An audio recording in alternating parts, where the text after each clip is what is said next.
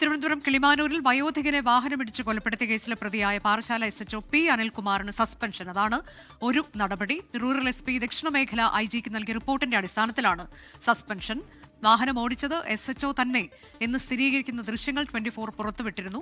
അതിനിടെയാണ് തൃശൂരിൽ മറ്റൊരു നടപടിയുടെ വാർത്ത കൂടി. അതും ഒരു SHO തന്നെയാണ് ഇന്ന് പുറത്തു വന്നത്. വടക്കാഞ്ചേരിയിൽ KSU നേതാക്കളെ മുഖംമൂടി ധരിപ്പിച്ച് കോടതിയിൽ ഹാജരാക്കിയ സംഭവത്തിലായിരുന്നു ആ നടപടി. വടക്കാഞ്ചേരി SHO UK ഷാജഹാനെ സ്ഥലം മാറ്റി എന്നതാണ്. അടിയന്തരമായി പോലീസ് ഹെഡ്ക്വാർട്ടേഴ്സിൽ റിപ്പോർട്ട് ചെയ്യാനുള്ള നിർദ്ദേശമാണ് നൽകിയത്. ഈ വാർത്തയുടെ വിശദാംശങ്ങളുമായി നമ്മുടെ പ്രതിനിധികൾ ഷഫീദ് റാവുത്തറും സൂരജ് സജയുമുണ്ട്. തത്സമയം സൂപ്പർ 4 ആദ്യം ഷഫീദ് റാവുത്തറിലേക്ക്. ഷഫീദ്, ഈ വാഹനമിടിച്ച സംഭവത്തിൽ 24 ചില ദൃശ്യങ്ങൾ ഉൾപ്പെടെ പുറത്തുവിട്ടിരുന്നു. ആ വാഹനം ഓടിച്ചിരുന്നത് ആരാണ്, ഈ ഉദ്യോഗസ്ഥൻ തന്നെയാണ് എന്നത് വ്യക്തമാക്കുന്ന ചില തെളിവുകൾ ഉൾപ്പെടെയാണ് 24 പുറത്തുവിട്ടത്. ഏതായാലും ഇപ്പോൾ നടപടിയായിരിക്കുന്നു. ഇദ്ദേഹം ഒളിവിൽ തന്നെയാണോ? എങ്ങനെയാകും തുടർ നടപടികൾ ഉണ്ടാവുക? ഈ വിഷയത്തിൽ പ്രാഥമിക നടപടിയാണ് ഇപ്പോൾ ഉണ്ടായിരിക്കുന്നത്. കഴിഞ്ഞ സെപ്റ്റംബർ 7 പുലർച്ചെ 4 മണിക്കും 5 മണിക്കും ഇടയിലാണ് കിളിമാനൂരിൽ അജ്ഞാത വാഹനമിടിച്ച് കൂലിപ്പണിക്കാരനായ മധ്യവയസ്കൻ രാജൻ മരിച്ചത്. അമിത വേഗത്തിലെത്തിയ വാഹനം അലക്ഷ്യമായി ഇയാളെ ഇടിച്ചു തെറിപ്പിക്കുകയായിരുന്നു. അതിനുശേഷം വാഹനം നിർത്താതെ പോയി എന്നുള്ളതാണ്. അതിന് കിളിമാനൂർ പോലീസ് പിന്നീട് അന്വേഷണം നടത്തിയെങ്കിലും ഈ ഇടിച്ചു തെറിപ്പിച്ച വാഹനം ആദ്യഘട്ടത്തിൽ കണ്ടെത്താൻ കഴിഞ്ഞിട്ടില്ല എന്നുള്ളതായിരുന്നു കിളിമാനൂർ പോലീസിന്റെ റിപ്പോർട്ട്. പിന്നാലെ നമ്മൾ ഇതിന്റെ CCTV ദൃശ്യങ്ങളടക്കം പുറത്തുവിട്ടു. പ്രത്യേകിച്ച് തിരുവല്ലം ടോൾ പ്ലാസയിലെ CCTV ദൃശ്യങ്ങളും അതുപോലെ തന്നെ മറ്റു ചില ദൃശ്യങ്ങളുമാണ് പുറത്തുവിട്ടത്.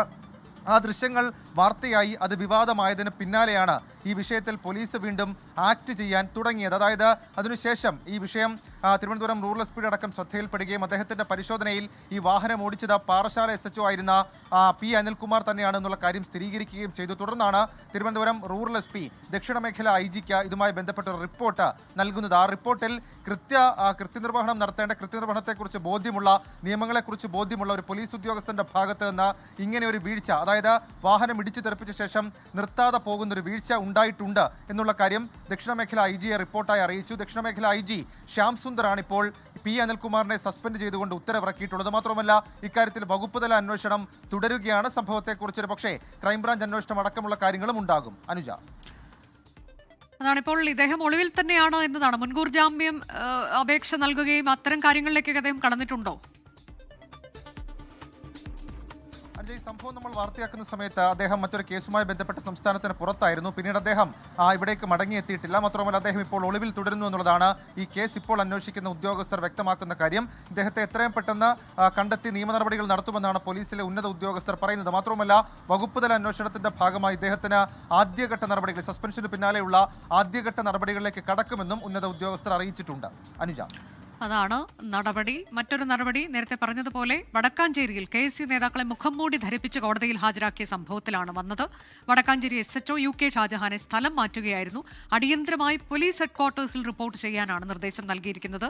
സൂരജ് സജീവ് വിശദാംശങ്ങളുമായുണ്ട്. സൂരജ്, ഇതിൽ പിഴവ് പറ്റി ഈ ഉദ്യോഗസ്ഥന് എന്നുള്ളതാണോ വകുപ്പുതല അന്വേഷണത്തിലെ കണ്ടെത്തൽ? വലിയ വിവാദങ്ങളും പ്രതിഷേധങ്ങൾക്കുമൊക്കെ വഴിവെച്ച സംഭവമായിരുന്നല്ലോ.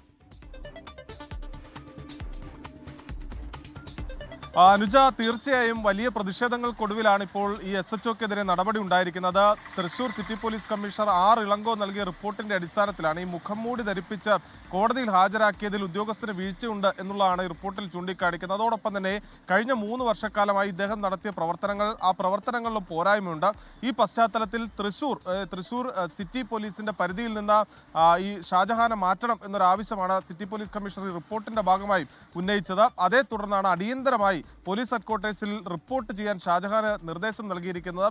പോലീസ് ഹെഡ്ക്വാർട്ടേഴ്സിൽ റിപ്പോർട്ട് ചെയ്യുന്ന മുറക്കായിരിക്കും ഇനി തുടർ നടപടി എന്ത് എന്ന് സംബന്ധിച്ചുള്ള ഒരു അന്തിമ തീരുമാനത്തിലേക്ക് എത്തുക. എന്തായാലും ആദ്യ നടപടി എന്ന നിലയിലാണ് ഇപ്പോൾ ഈ പോലീസ് സ്റ്റേഷന്റെ ചുമതലകളിൽ നിന്ന് മാറ്റുന്നു. അതോടൊപ്പം തന്നെ തൃശൂർ ലിമിറ്റിൽ നിന്ന് തന്നെ മാറ്റുന്ന അദ്ദേഹത്തെ പോലീസ് ഹെഡ്ക്വാർട്ടേഴ്സിലേക്ക് വിളിച്ചു വരുത്തുന്നുണ്ട്. KSUവിനെ സംബന്ധിച്ചും യൂത്ത് കോൺഗ്രസിനെ സംബന്ധിച്ചുമെല്ലാം ഈ മുഖം മൂടി ധരിച്ച് ഈ KSU പ്രവർത്തകരെ കോടതിയിൽ ഹാജരാക്കിയതിൽ വലിയ പ്രതിഷേധമാണ് അവരുടെ ഭാഗത്ത് നിന്ന് ഉയർന്നത്. അതിൽ കോൺഗ്രസ് അടക്കം വലിയ രാഷ്ട്രീയ ആയുധമാക്കുകയും ചെയ്തു. ഈ വിഷയത്തിലാണ് ഇപ്പോൾ ഒരു നടപടി ഉണ്ടായിരിക്കുന്ന അനുജ.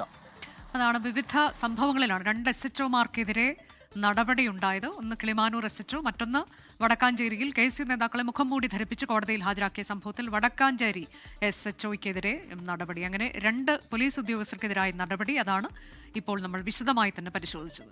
ലോകത്തെവിടെയായാലും ഏത് സമയത്തും 24 വാർത്തകളും ഓഗ്മെന്റഡ് റിയാലിറ്റി പാക്കേജുകളും എക്സ്പ്ലെയിനറുകളും വിശദമായി കാണാൻ ഞങ്ങളുടെ YouTube ചാനൽ നിങ്ങൾക്ക് സബ്സ്ക്രൈബ് ചെയ്യാം.